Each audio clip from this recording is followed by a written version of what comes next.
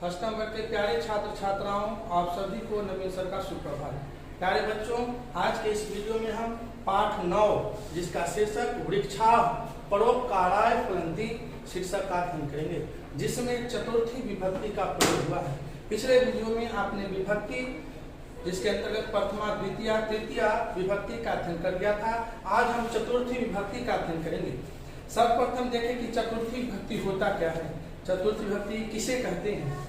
तो चतुर्थी विभक्ति के लिए आप पृष्ठ संख्या 41 अपने पाठ्य पुस्तक संस्कृत वेदिका भाग 1 निकालेंगे, जिसमें संप्रदान कारक की परिभाषा जिसके लिए कोई कार्य किया जाए अथवा जिसे कोई वस्तु दी जाए उसे संप्रदान कारक कहते हैं।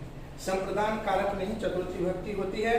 संप्रदान कारक का चिन्ह को अथवा के लिए होता है, यानी कोई कार्य हम करते हैं, किसके लिए करते हैं, किसको क्या दे रहे हैं, किसके लिए कर रहे हैं, उसी को हम संप्रदान कारक कहते हैं। और संप्रदान कारक में चतुर्थी विभक्ति का प्रयोग होता है। यथा यानी जैसे, अम्बा पुत्राय दुग्धम आनयति, माता बेटे के लिए दूध लाती है। यहाँ माँ किसके लिए दूध ला रही है, बेटे के लिए। तो यहाँ बेटे के लिए जो शब्द है वो संप्रदान कारक है, अतः पुत्र शब्द के साथ चतुर्थी विभक्ति का प्रयोग हुआ है। आइए अब हम इसके शब्दार्थ को देखें। शब्द अर्थ है आपका पृष्ठ संख्या 42, स्नानाय। स्नानाय शब्द का अर्थ होगा स्नान के लिए अथवा नहाने के लिए। स्नानागारम यानी स्नान का घर। सज्जः तैयार होना। आपनम बाजार। कर पट्टिका रोटी। शाकम सब्जी। सर्वेभ्यः सभी के लिए। पथिकेभ्यः राहगीरों के लिए। शाकम सब्जी। सर्वेभ्यः सबके लिए। अब आगे देखिए, पथिकेभ्यः यानी पथिक मतलब होता है राही, राहगीर, राहगीरों के लिए। भ्रमणाय घूमने के लिए। स्वास्थ्याय स्वास्थ्य के लिए। छायायाम यानी छाया को। आपते धूप में। प्रार्थाय दूसरों के लिए। पुण्याय पुण्य के लिए। अब एक और है यहाँ ध्यात्वयम्, इसको पहले देख लीजिए, समझ लीजिए। करा कि संप्रदान कारक में चतुर्थी विभक्ति होती है जिसका चिन्ह के लिए अथवा को है। यहाँ को नहीं है लेकिन को और के लिए है। अकारांत जिसका अंत अ से होता है उसे हम अकारांत कहते हैं, और अकारांत सदपाया पुल्लिंग होते हैं। तो कहा जा रहा है कि अकारांत पुल्लिंग शब्दों में चतुर्थी विभक्ति के लिए तीनों वचनों में, यानी तीनों वचन होगा, एक वचन, द्विवचन और बहुवचन, उसमें कर्मशः आय आभ्याम एभ्यः जोड़े जाते हैं। जैसे बालक शब्द लेंगे तो बालकाय बालकाभ्याम बालकेभ्यः, अगर देव लेंगे तो देवाय देवाभ्याम देवेभ्यः।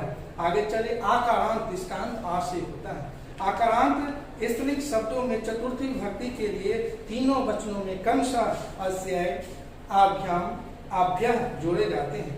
जैसे रमा, रमा आस्यंत हुआ, आ रमा आ गया तो रमाए रमाभ्याम रमाभ्यः।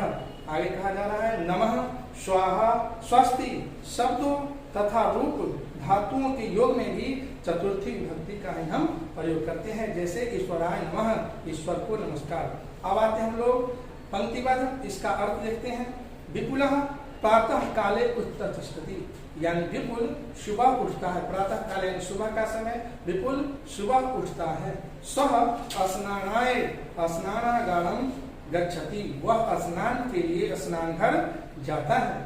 सः विद्यालय सज्जा भवति, वह विद्यालय के लिए तैयार होता है। भव शब्द का अर्थ होता है होना, और सज्जा शब्द का होता है तैयार होना, सजना सवरना यानी तैयार होना। वह विद्यालय के लिए क्या करता है, तैयार होता है। सह पठनाय विद्यालयम गच्छति, वह पढ़ने के लिए विद्यालय जाता है। शिष्याय स्वस्ति, यानी सभी शिष्यों का कल्याण हो। तस्य पिता आपनम गच्छति, उसके पिता दुकान जाते हैं। सह पुत्राय अनेकानि वस्तूनि आनयति, सह पुत्राय अनेकानि वस्तूनि आनयति। सह मतलब वह, पुत्राय यानी पुत्र के लिए अनेक वस्तुएं लाते हैं। आगे है सह पुत्राय रूप्यकम यच्छति, वह पुत्रों को रुपये देते हैं।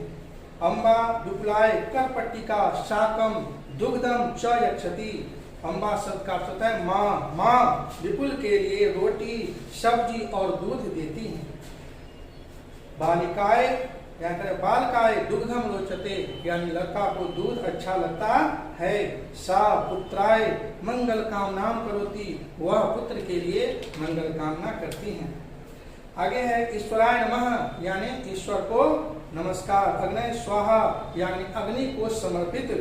विपुलस्य पितामही पूजनाय देवालयम गच्छति, विपुल की दादी पूजा के लिए देवालय यानी मंदिर जाती हैं। सा भिक्षुकेभ्यः भोजनम वस्त्रम च यच्छति, वह भिखारियों को भोजन और वस्त्र देते हैं।